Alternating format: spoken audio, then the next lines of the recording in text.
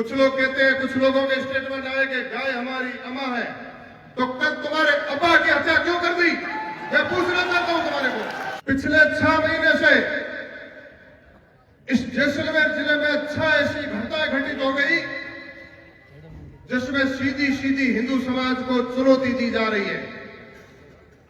चाहे जैसलमेर के चौराहे को रौंदने का प्रयास किया, जैसलमेर में युवाओं की निर्मम हत्या कर दी गई, हमारे शूरवीरों महापुरुषों की छत्रियों को बिखेरने का काम किया, और साथ ही साथ शक्ति और भक्ति की वीर भूमि इस पोखरण में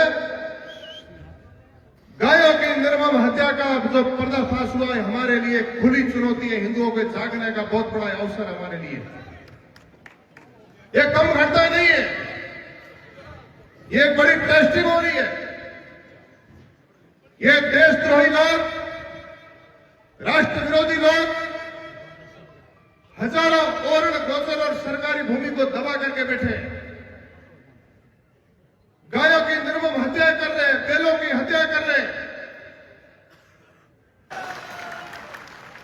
तुम्हारी अम्मा और अब्बा के साथ इस प्रकार का व्यवहार किया जाता है क्या? जब डांगरी प्रकरण हुआ, हमारे भाई की निर्मम हत्या हुई, उस समय मैंने वहां एक स्टेटमेंट दिया था कि जब वो हमारे बीच में आता है तो हमारे लोग कहते हैं कि आरो भली करे आयो। तब मैंने कहा था कि या तो चचेरी ममेरी बहन के साथ निकाह करके आया होगा या गो भक्षण करके आया होगा। यह घटना आपके सामने घटित हो गई। घटित हुई नहीं हुई, मैं आपको पूछना चाहता हूं। अब देख लीजिए उस सेकुलरवादियों को। हमारे लोग कुछ मान लो नेतागिरी भी करना चाहते हैं। मैं राजनीति बात नहीं करूंगा, लेकिन हमारे धर्म के ऊपर चोट करने वाली जब घटना होती है, उन लोगों को मैं कहना चाहता हूं, नेतागिरी भी करनी है तो बेटा बन के मत करो, इनका बाप बन के करो अगर आप में हिम्मत है तो। और इस मंच के माध्यम से पूज्य साधु संतों की उपस्थिति में आज हमारा हिंदू समाज सजग है, समर्थ है, जागृत है, संगठित है, और हमारी सरकारें संवेदनशील है। डबल इंजन की सरकार है।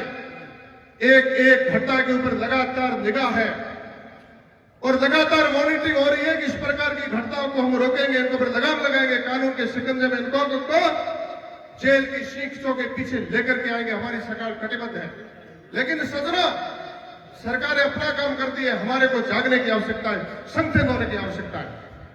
पूज्य साधु संतों ने जिस प्रकार को सदैव हमारे को एक दिशा दी, उस अनुसार हमारे को चलना होगा। लेकिन मंच के माध्यम से मैं उन गद्दार और देशद्रोहियों को कहना चाहूंगा, हम पाकिस्तान को चुनौती देते हैं यहां से कि पाकिस्तान की सोच करने वाले लोग जो यहां बैठे हैं, उनको मैं कहना चाहता हूं, देशद्रोहियों, हम पोखरण को पाकिस्तान नहीं बनने देंगे और जैसलमेर को जालिमों के हाथों में नहीं आने देंगे। ढाई शाखा करने वाला जैसलमेर शूरवीर जो जिला है, नहीं आने देंगे।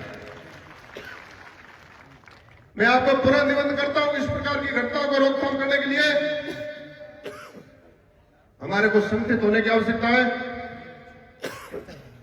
साधु संतों ने सबने मार्गदर्शन किया और नेताओं ने हमारे को संबोधित किया।